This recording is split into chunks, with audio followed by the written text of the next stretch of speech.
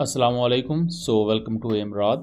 दोस्तों, बात आज हम करने जा रहे हैं पाकिस्तान को बहुत जल्द डिलीवर किए जाने वाले स्टेल्थ एयरक्राफ्ट को लेकर और पाकिस्तान एयरफोर्स के एक ऐसे मिसाइल को लेकर जो ना सिर्फ पाकिस्तान एयरफोर्स के लिए बहुत क्रूशल होगा बल्कि पाकिस्तान आर्मी के लिए भी बहुत ज़्यादा क्रूशल होने वाला है। वो किस तरह, वो आगे चलकर हम डिटेल से बात करते हैं। रिसेंटली J-35 की कुछ नई पिक्चर्स दोस्तों चाइना से मंजरेआम पर आई हैं। यहाँ नेवल वर्जन भी J-35 का देखा जा सकता है और एयरफोर्स वाला वर्जन भी देखा जा सकता है। ये जो लेफ्ट साइड पर है ये एयरफोर्स वाला J-35 है और जो राइट साइड पर है ये J-35 है नेवी के लिए, क्योंकि इसका जो फ्रंट लैंडिंग गियर है वो ट्विन टायर पर बेस्ड है और जो एयरफोर्स वाले J-35 है उनमें सिंगल टायर लगा होता है। उसके अलावा भी दोनों में डिस्टिंक्शंस होती हैं, लेकिन चूंकि ये पिक्चर बहुत ज़्यादा क्लियर नहीं है तो इस बारे में अभी हम डिटेल से बात नहीं कर सकते। इसके साथ साथ J-35 की एक और पिक्चर भी यहाँ मंजर पर आ रही है, जिसके बारे में मोस्ट प्रोबेबली ये कहा जा रहा है कि ये पाकिस्तान एयरफोर्स को डिलीवर किया जाएगा। यानी कि J-35 को कहीं ना कहीं अब चाइना में भी इंडक्ट किया जाएगा और पाकिस्तान एयरफोर्स में भी, और इस चीज़ को फर्दर कंफर्म किया जा रहा है गवर्नमेंट ऑफ पाकिस्तान के ऑफिशियल्स की तरफ से, जिन्होंने जीएनस को इंटरव्यू देते हुए बताया है कि ना सिर्फ within some months Pakistan को J-35 भी डिलीवर कर दिए जाएंगे बल्कि उसके साथ साथ पाकिस्तान को ultra long range BVR missile यानी कि PL-17 भी मिलेगी। और ये बहुत बड़ी खबर है इस पूरे रीजन को लेकर। ये पावर डायनामिक्स को कम्प्लीटली चेंज कर देगा। वो इस कॉन्टेक्स्ट में कि पाकिस्तान इस खित्ते में चाइना के बाद वो दूसरा मुल्क बन जाएगा जिसके पास स्टेल्थ एयरक्राफ्ट आ जाएंगे। और ये स्टेल्थ एयरक्राफ्ट राफेल टाइप नहीं होंगे कि अगर फ्रांस ने इंडिया को राफेल दिया तो उसके सोर्स कोड नहीं दिए, जिसकी वजह से अब इंडिया फ्रांस पर ये इल्ज़ामात लगा रहा है कि अगर आप हमें सोर्स कोड दे देते तो हमारी परफॉर्मेंस बेहतर होती और वो तमाम चीज़ें।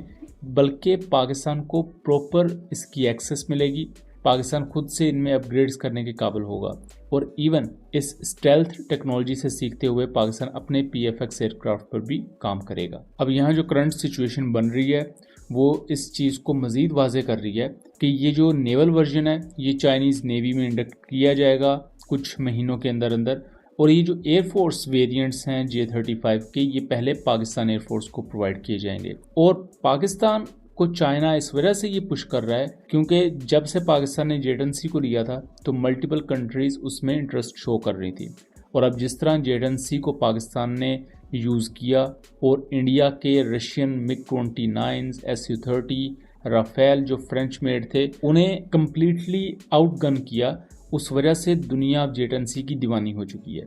और चाइना को ये चीज़ बड़े अच्छे तरीके से पता है कि पाकिस्तान अगर कोई भी मिलिट्री इक्विपमेंट खरीदेगा, इवन दो किसी यूरोपियन कंट्री से भी खरीदेगा, तो बाकी कंट्रीज़ उस मिलिट्री इक्विपमेंट को खरीदने के लिए जाएंगी। अब यही वजह है कि चाइना जो J-35 की डिलीवरीज हैं उनको एक्सेलरेट कर रहा है कि जल्द से जल्द पाकिस्तान इन्हें अपनी एयरफोर्स में इंडक्ट करे।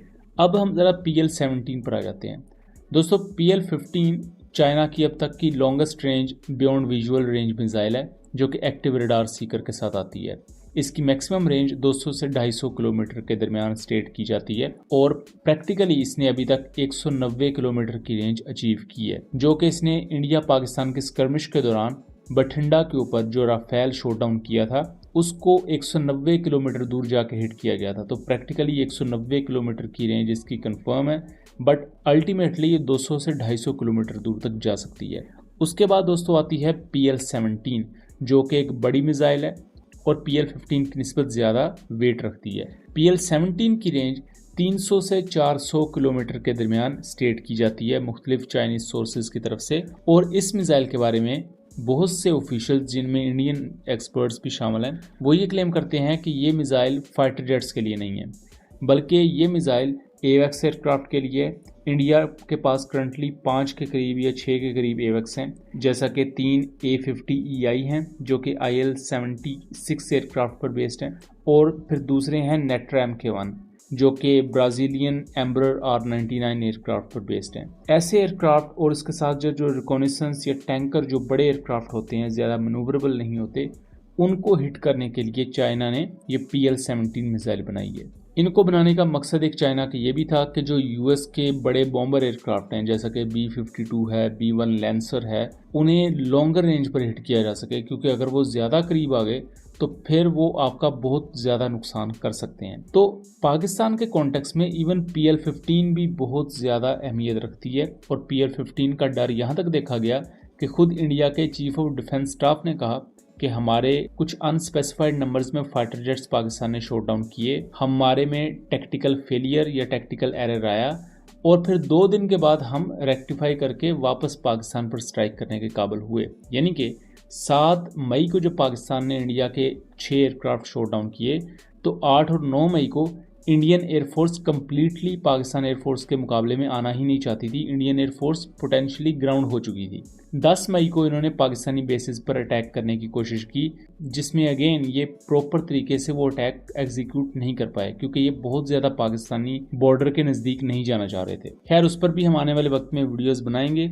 लेकिन चुनिया बेस पर जो इंडिया ने अटैक क्लेम किया था, उसकी सैटेलाइट इमेजरी भी कम्प्लीटली फेक साबित हुई, और उसे इंटरनेशनल जो साइट्स थी उन्होंने भी डिबंक किया। उस पर हमने डिटेल वीडियो बनाई हुई है, उसका लिंक मैं डिस्क्रिप्शन में दे दूंगा, आप लोग उस वीडियो को ज़रूर देख लीजिएगा। उससे आपको इंडिया के उन दावों की हकीकत पता लग जाएगी जिसमें वो कहते हैं कि उन्होंने पाकिस्तानी बेसिस को कम्प्लीटली डिस्ट्रॉय कर दिया या डैमेज कर दिया। अब पाकिस्तान अगर PL-17 लेता है दोस्तों, तो इंडिया के अंदर के एरियाज में 350 से 400 किलोमीटर तक पाकिस्तान इंडिया के किसी भी उड़ते हुए ट्रांसपोर्ट एयरक्राफ्ट को या एवेक्स को डिस्ट्रॉय कर सकता है, शॉट डाउन कर सकता है।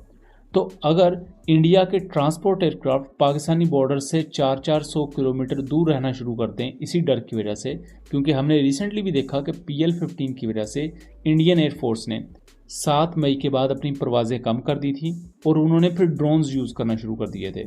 तो अगर पाकिस्तान ऐसी डेटरेंस कायम कर लेता है कि इंडिया अपने एवेक्स या अपने जो बड़े ट्रांसपोर्ट एयरक्राफ्ट हैं वो पाकिस्तानी बॉर्डर के 400 किलोमीटर के नज़दीक ना ला पाए PL-17 मिसाइल के डर की वजह से, और अगर हम J-35 पर लगा हुआ ऐसे देख रहे हैं, तो J-35 इटसेल्फ काफ़ी स्टेल्थियर एयरक्राफ्ट है, तो वो बिल्कुल इंडियन बॉर्डर्स पर भी जा सकता है, और ये भी पॉसिबल है कि वो इंडिया के अंदर तक घुस सकता है। तो उससे वो 400 किलोमीटर से भी ज़्यादा आगे जाकर किसी भी टारगेट को हिट करने के काबिल होगा।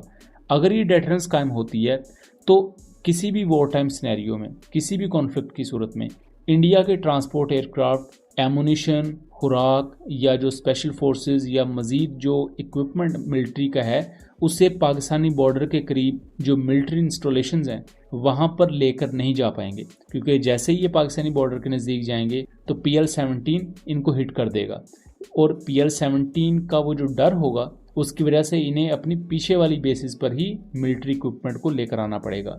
तो इस कॉन्टेक्स्ट में इंडिया के पास जो लॉजिस्टिक्स की एक सप्लाई चेन है उसमें रुकावट आएगी, और ये चीज़ पाकिस्तान आर्मी के लिए भी बहुत ज़्यादा अहम होगी। इससे पाकिस्तान आर्मी ज़्यादा एग्रेसिव मूव्स खेल सकती है, और यहाँ पाकिस्तान एयरफोर्स इस पूरे सिनेरियो को लीड कर रही होगी। सो दोस्तों, ये था एक एनालिसिस। उम्मीद करता हूँ चीज़ें क्लियर रही होंगी। वीडियो पसंद आई हो तो इसे ज़्यादा से ज़्यादा शेयर कीजिएगा, ताकि इस तरह की मज़ीद इन्फॉर्मेटिव वीडियोस हम आपके लिए लेकर आ सकें। मिलेंगे अगली वीडियो में, तब तक के लिए अल्लाह हाफिज़।